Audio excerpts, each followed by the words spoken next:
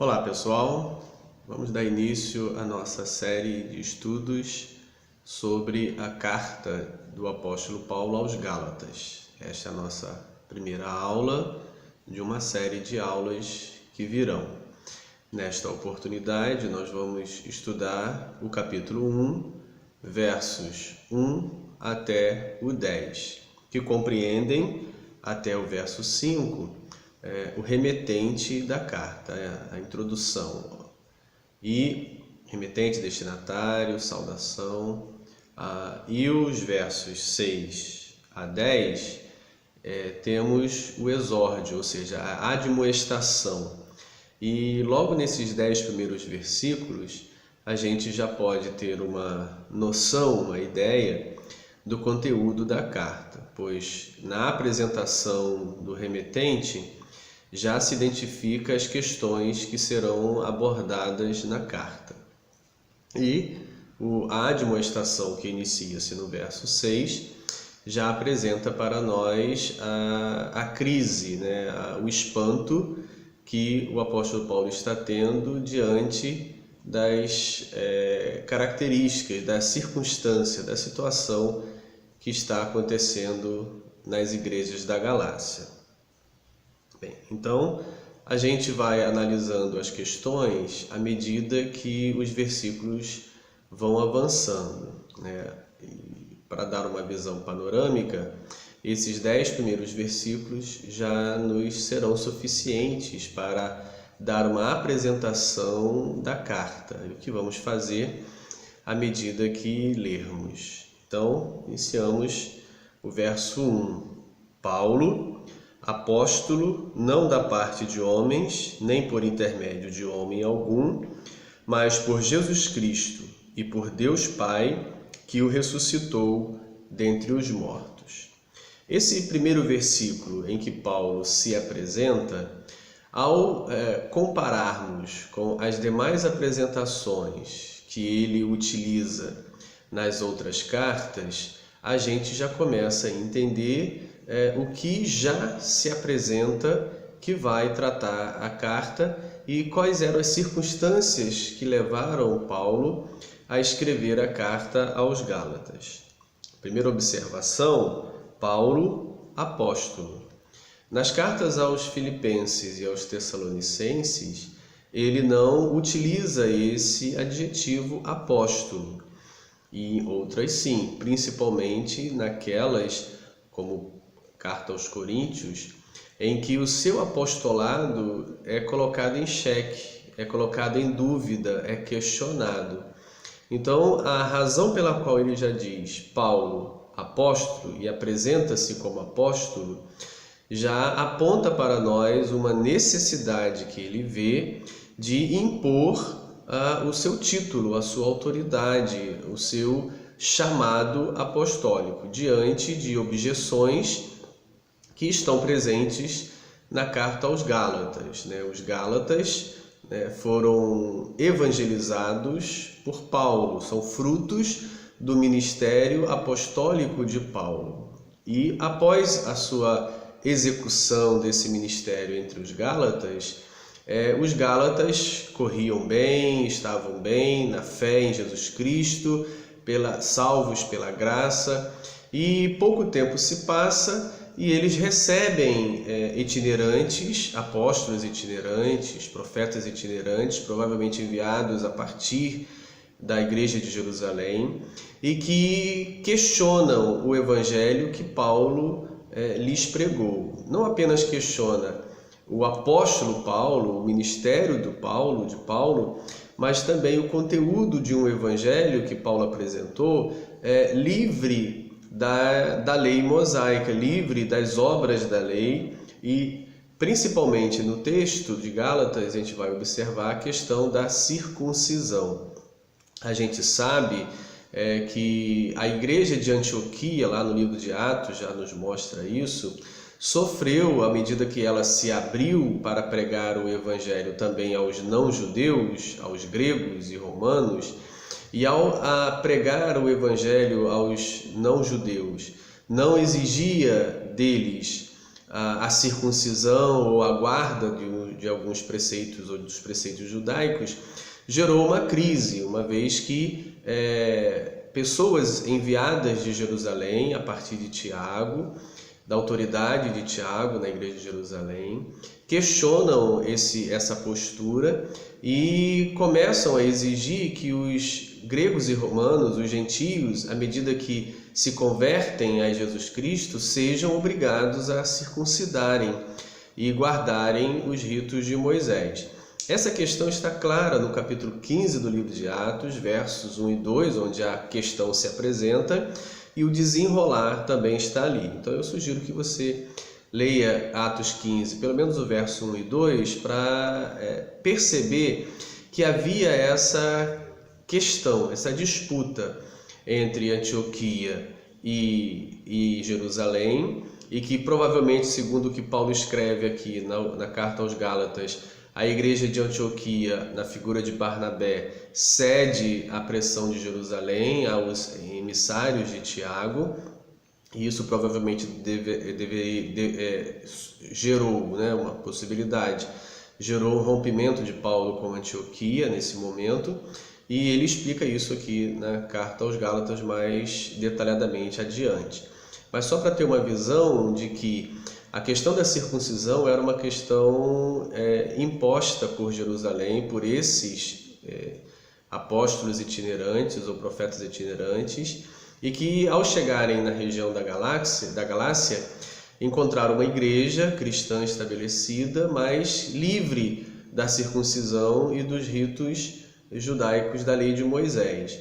E isso faz com que esses itinerantes, esses apóstolos ou profetas, exijam dos Gálatas, ou procuram convencer os Gálatas, que o evangelho, para ser completo, precisa estar inserido na circuncisão e nas demais obras da lei judaica.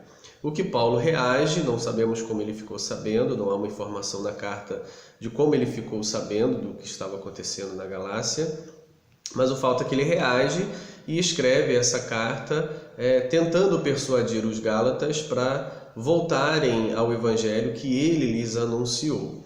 E uma das crises é o questionamento do apostolado de Paulo. Esses que causam esse transtorno questionam não apenas a mensagem de Paulo, o evangelho pregado por Paulo, mas também questionam o próprio ministério de Paulo. Então, por isso, ele, diferentemente da carta aos Filipenses e aos Tessalonicenses, mas semelhante à carta aos Coríntios, ele utiliza-se da palavra apóstolo para dizer, sou apóstolo. E continua dizendo, não da parte de homens, nem por intermédio de homem algum. Certamente, outra acusação que era levantada por Paulo era a questão dessa autonomia, ou seja, Paulo era apóstolo autônomo, que a questão era quem o enviou. Ele não participou do ministério terreno de Jesus, logo ele não faz parte do grupo dos 12 comissionados por Jesus enquanto esteve aqui na terra. Ele não foi comissionado por nenhum dos 12, ou seja, ele não seria um apóstolo enviado pelos 12 apóstolos, e também não foi enviado por a igreja de Jerusalém. Então, como se deu o comissionamento de Paulo? Que instituição o comissionou? Que homem, que autoridade apostólica deu a ele essa comissão apostólica? Então ele refuta essa acusação e reafirma, realmente sou apóstolo, mas não da parte de homem algum, não sou enviado por homem nenhum, e também não fui constituído apóstolo por intermédio de algum homem, mas por Jesus Cristo e por Deus Pai que o ressuscitou dentre os mortos. Claramente ele aponta para a sua chamada no caminho de Damasco. É ali que está a base do seu apostolado. Jesus ressuscitado, que Deus o ressuscitou dentre os mortos, aparece para ele na estrada de Damasco, segundo os Atos dos Apóstolos, e que o comissiona, o chama para pregar, para ser apóstolo, para o enviar às nações, enviar a pregar o evangelho de Jesus a quem ele perseguia. Ou seja, então esse apostolado é constituído a partir do próprio Cristo ressuscitado numa visão, numa aparição a ele, e não por uma instituição que se reúne ou por um dos homens apóstolos ou Tiago ou qualquer outro eminente de Jerusalém, ou colunas, como ele vai falar na carta, que o comissionou. Então, já no primeiro versículo, ele diz que ele é apóstolo por parte de Deus e não por parte de homem ou qualquer outra instituição. E ao falar isso, ele já apresenta aí uma cristologia, uma soterologia. Jesus Cristo, aquele que Deus o ressuscitou dentre os mortos. Então, não apenas quem é Jesus, o ressuscitado dentre os mortos, mas também é por meio de Jesus ressuscitado que a salvação é anunciada.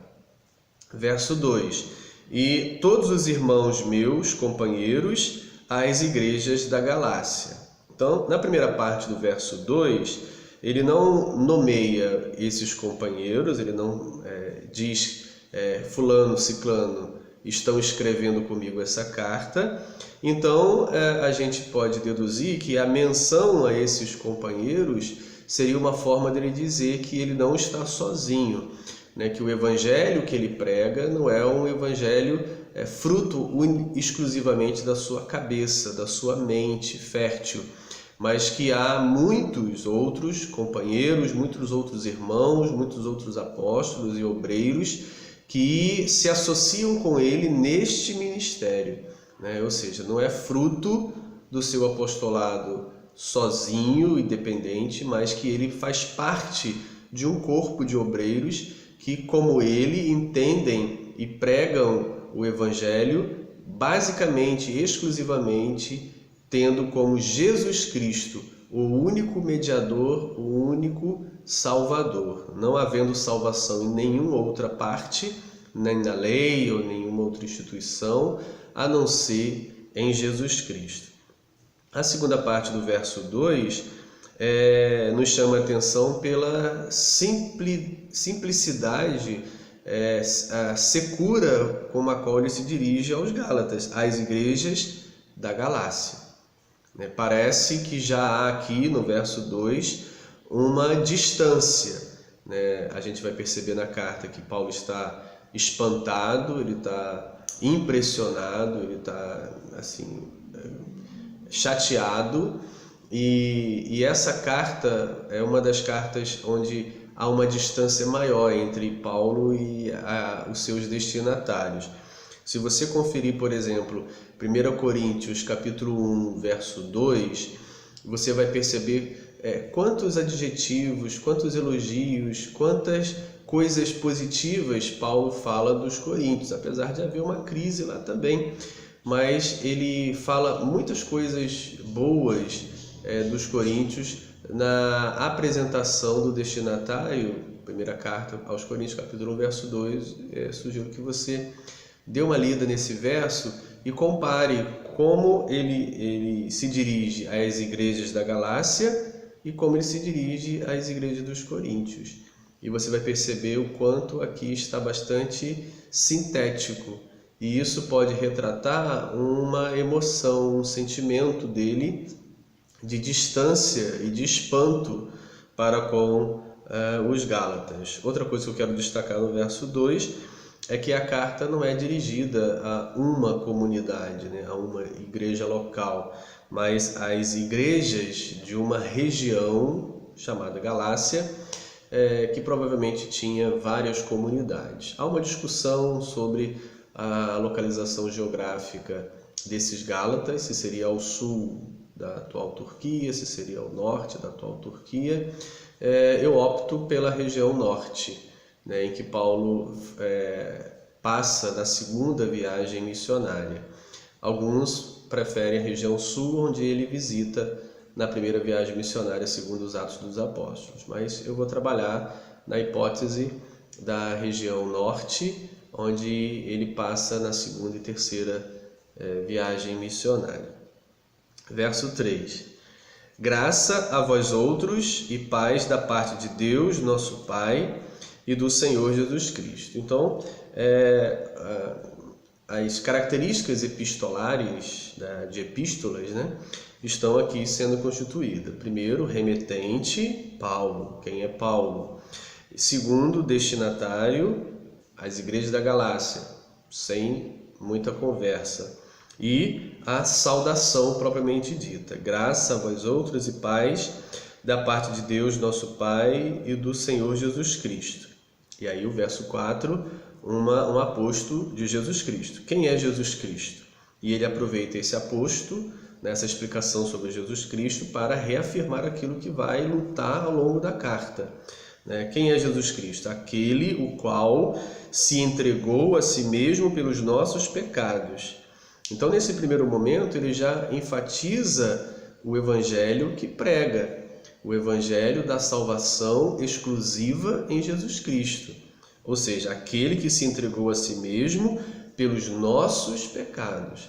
A salvação está na pessoa de Jesus Cristo, que se entregou na cruz pelos nossos pecados. Nossos pecados são tirados, são perdoados a partir da morte de Jesus Cristo. Com isso, ele já adianta aos Gálatas que essa mensagem evangélica que eles estão recebendo desse outro grupo, de que inclui a circuncisão e as obediências às obras da lei, como também uma ação necessária para a salvação, aqui ele já exclui, ou seja, a salvação, o perdão dos pecados, não vem pela circuncisão ou por demais obras e ritos e observâncias da lei de Moisés, mas sim por Cristo que se entregou pelos nossos pecados. Continuando, para nos desarraigar deste mundo perverso, segundo a vontade de nosso Deus e Pai. Então, duas questões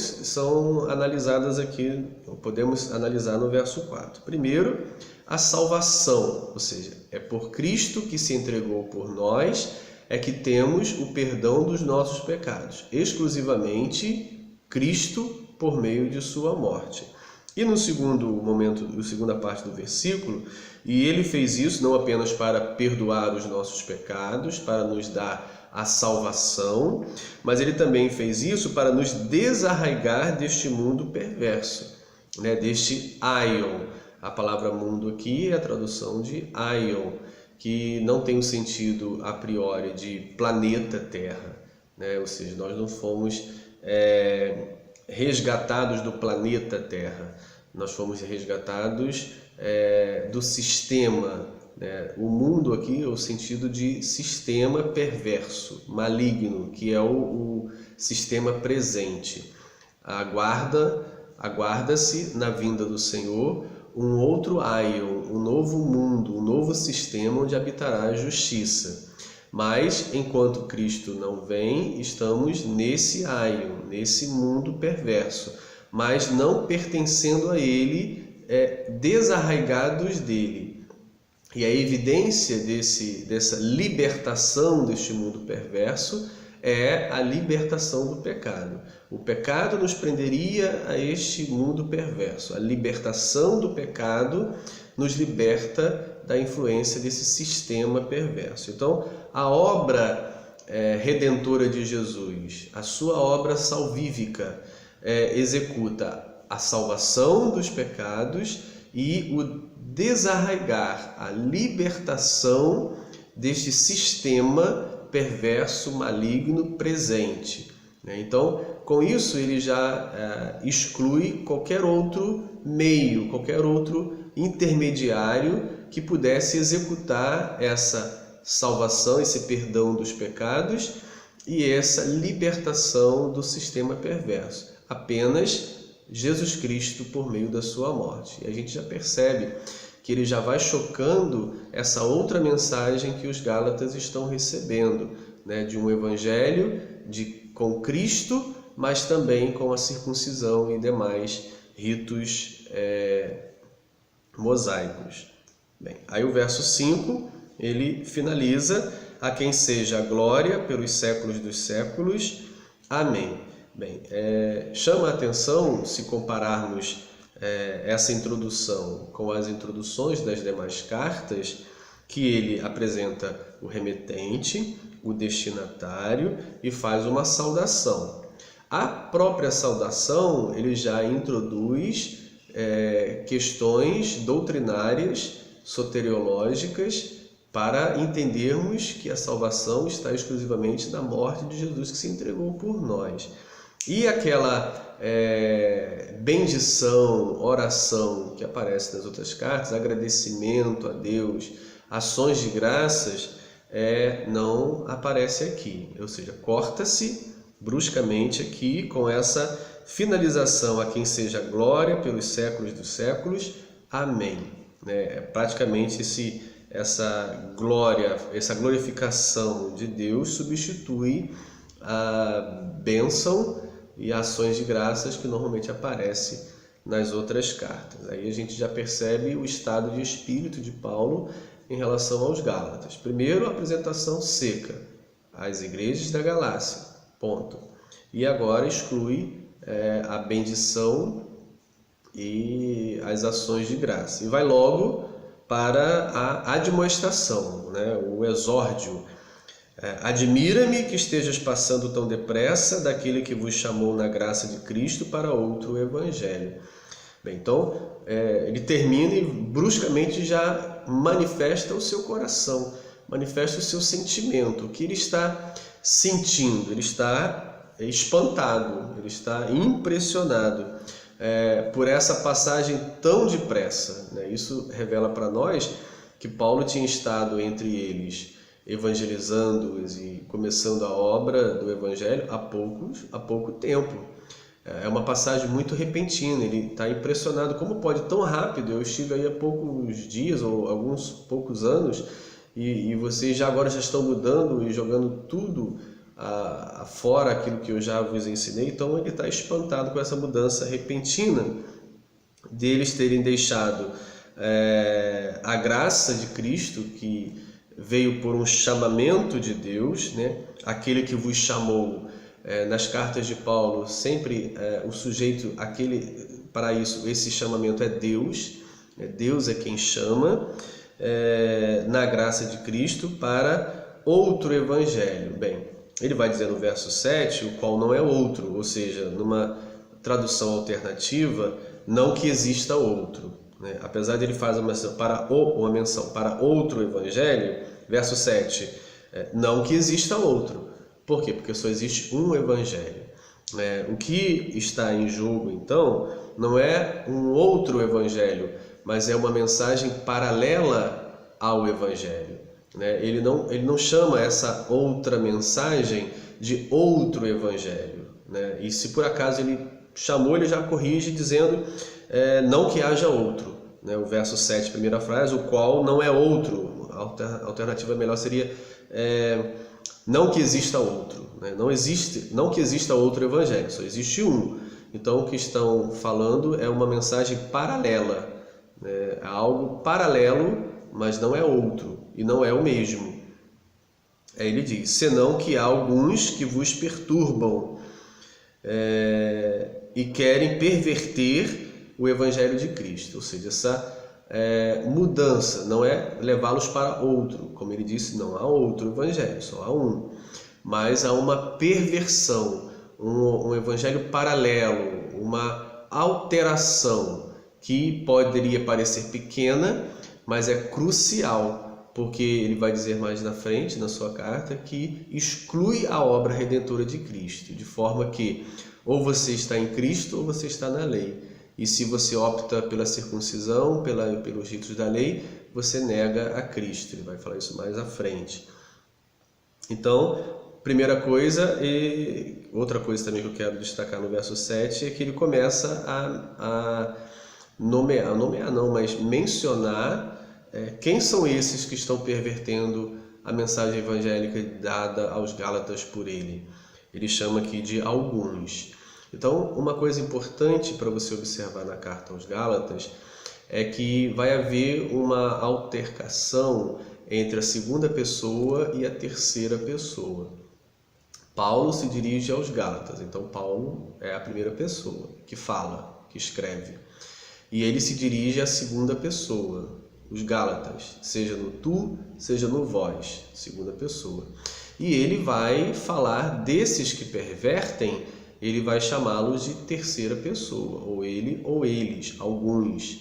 Então é muito importante você ficar atento na leitura dos Gálatas quando vai haver a diferença entre a segunda pessoa e a terceira pessoa. Assim, numa linguagem mais formal, o você e o eles, ele, ou vocês e o eles. Ou seja, quando é você, tu ou vós, os Gálatas. Quando é ele, eles, terceira pessoa, são esses inimigos, são esses que estão pervertendo. Aqui já começa, eles, alguns, que vos pervertem. Então, está vindo de fora, Paulo se dirige aos Gálatas, Paulo quer salvar os Gálatas, resgatá-los, trazê-los de volta. Ele tem esperança, porque a coisa é rápida, está acontecendo muito rápido e ainda está em processo, portanto o tempo presente é utilizado. Então ele acredita que há tempo ainda de salvar os Gálatas desse evangelho paralelo.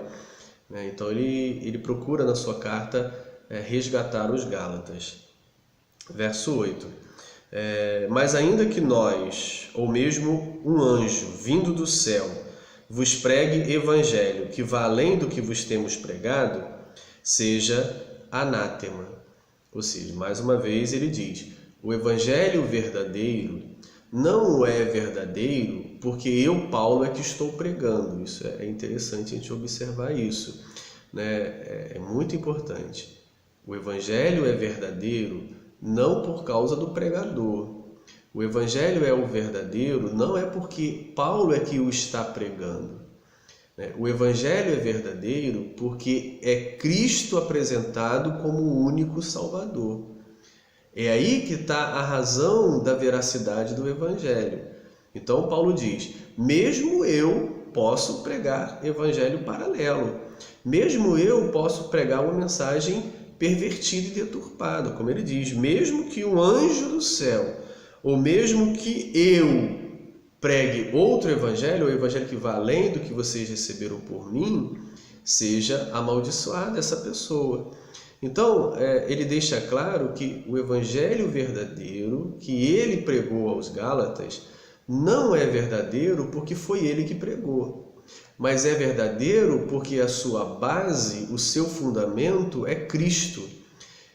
A sua fundamentação, a razão de existir desse evangelho está em Cristo que morreu, que se entregou pelos nossos pecados para nos desarraigar deste mundo perverso. Então, como saber qual é a mensagem evangélica verdadeira? Não é pelo pregador, porque fulano prega, então é verdadeira. Não é isso. Pode ser até um anjo, como ele diz. Então, a veracidade do evangelho não está baseada naquele que prega, mas no conteúdo pregado, na mensagem pregada. Mesmo que pessoas venham de Jerusalém, mesmo que sejam enviados de Tiago, ou até mesmo enviados de Pedro, ou até mesmo o próprio Pedro, pregaram um evangelho que retira de Jesus a exclusividade salvífica, esse evangelho é pervertido, é contrário ao verdadeiro. Então, é muito interessante que quando Paulo está aqui defendendo, fazendo uma apologia, apesar de fazer de si mesmo como apóstolo, porque ele é acusado de não ser apóstolo, mas acima da apologia do seu apostolado está a apologia do evangelho verdadeiro.